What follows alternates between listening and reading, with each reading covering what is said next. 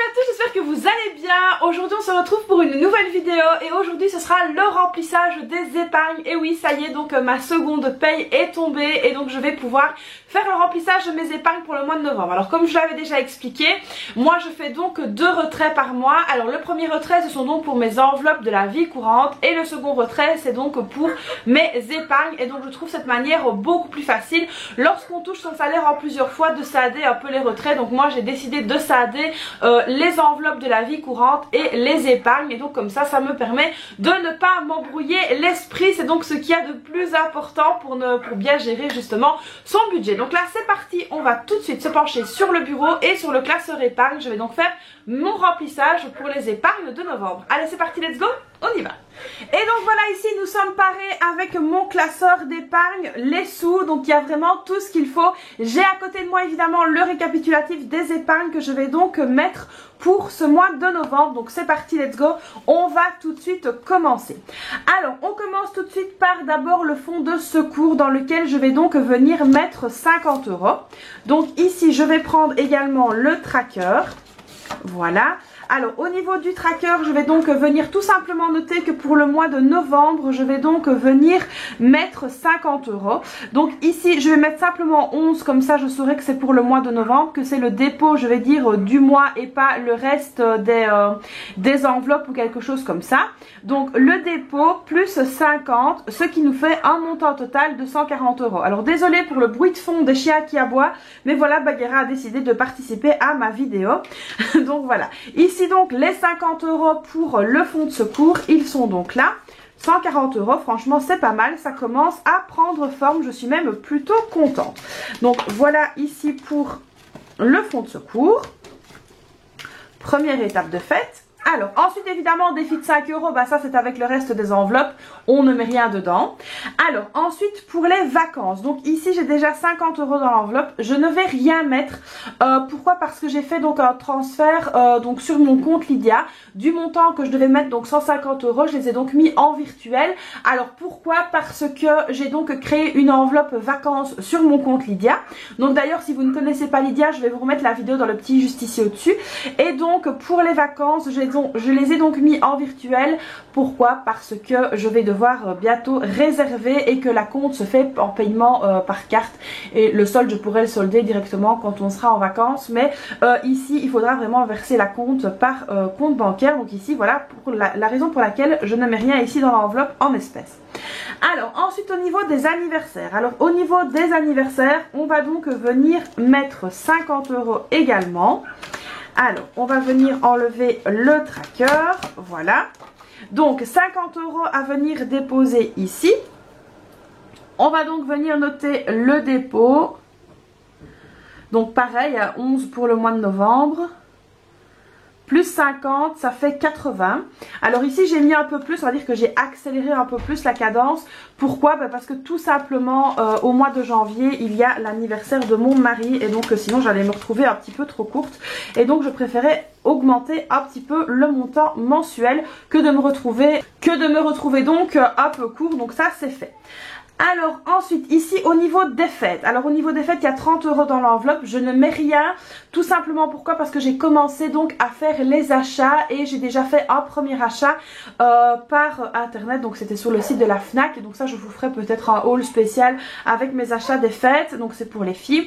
Et là j'ai fait donc directement un achat sur le site de la Fnac avec eBay Club, donc en fait c'était vraiment très chouette parce que je pouvais récupérer un cashback, et donc du coup j'ai préféré le faire directement par internet et profiter du Black Friday que de mettre ici l'argent en épargne. Donc ce n'est pas perdu. Alors ensuite pour les animaux. Pour les animaux je vais donc venir mettre 50 € ici dans l'enveloppe. Alors donc ici on va venir faire un dépôt. Donc on est ici au mois de novembre. On va faire un dépôt. Et là c'est 50 € aussi, donc plus 50, ça fait donc 110 €. Alors pourquoi est-ce que j'ai fait donc cette enveloppe animaux? Alors l'enveloppe animaux, elle va correspondre à quoi? C'est très simple, elle va donc correspondre à en fait tout ce qui est vétérinaire, etc. C'est vraiment un fonds animaux. Et une fois que je serai à 1000 €, j'arrêterai tout simplement l'enveloppe. Et puis après si je dois aller piocher dedans, je repiocherai dedans et je ferai un petit peu comme le même cheminement, je vais dire, que le fonds de secours. secours. Donc voilà, ici 50 € de plus pour les animaux, il y a donc 110 € dans l'enveloppe. Donc ça c'est très bien, ça augmente aussi, je suis vraiment contente. Alors ensuite ici au niveau des enfants, alors au niveau des enfants on a déjà je pense 50 € si je lis bien dans l'enveloppe et là je vais venir ajouter 70 €. Oui, donc ici à 50 €, donc pour novembre on va venir faire un dépôt de 70 €. Ce qui va donc faire 120 €. Alors, pourquoi est-ce qu'on va faire donc un dépôt de 70 €? Bah, tout simplement parce que les filles vont avoir les classes de dépaysement, etc. Et que l'enveloppe enfant va vraiment m'aider à ça. Donc, on peut payer ces fameuses classes de dépaysement par mois. Donc, on peut échelonner. Ça, avec l'école, c'est très facile.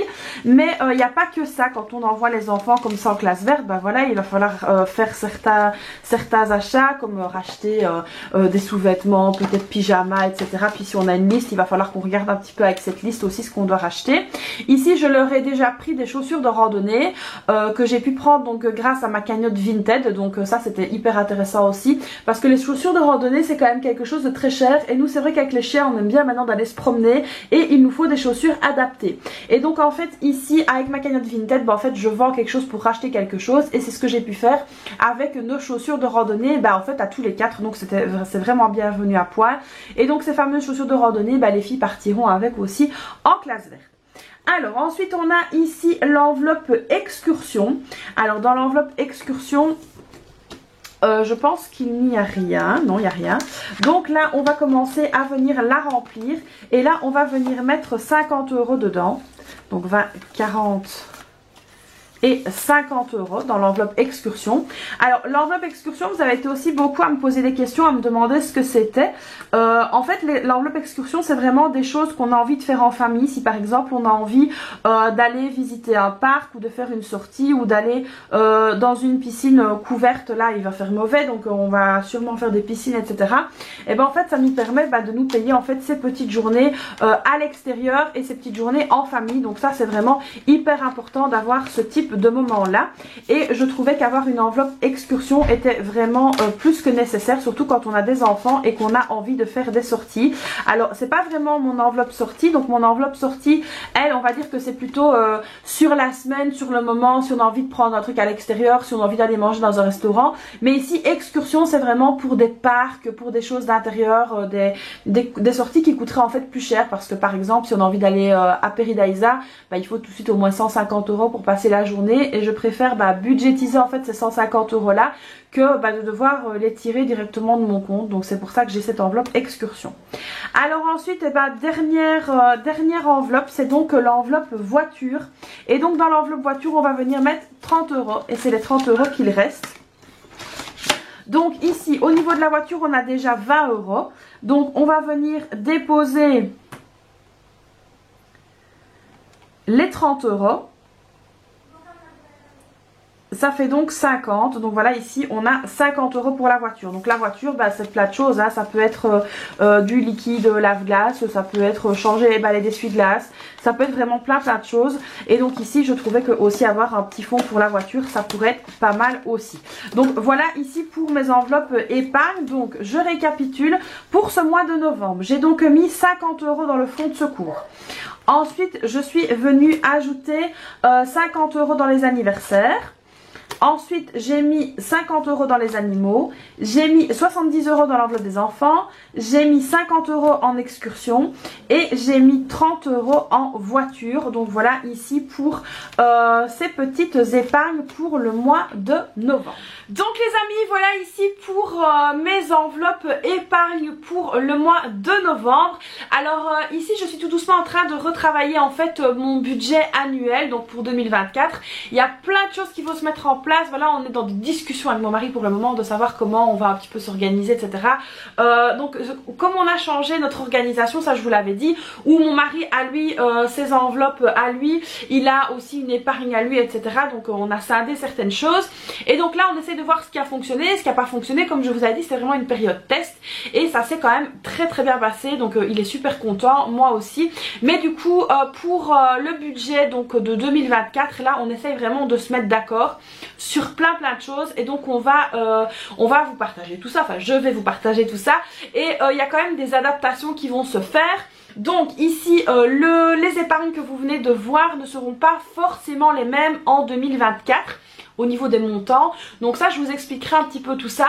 À mon avis je vais essayer de vous expliquer tout ça dans le courant de la semaine prochaine. J'espère que ce sera au point d'ici là, normalement ça devrait le faire parce que ben voilà il y a plusieurs choses qui viennent se mettre etc, plusieurs projets, enfin voilà on a plein de choses à mettre sur pied et donc du coup on voulait vraiment faire ça du mieux possible. En tout cas là je suis vraiment très contente parce que je vois quand même que mes enveloppes épargne augmentent et ça c'est pas négligeable. Donc voilà les amis, j'espère que cette nouvelle vidéo vous aura plu et vous montrera qu'il est tout à fait possible de mettre de l'argent de côté mais qu'il faut rester évidemment motivé et rester au taquet.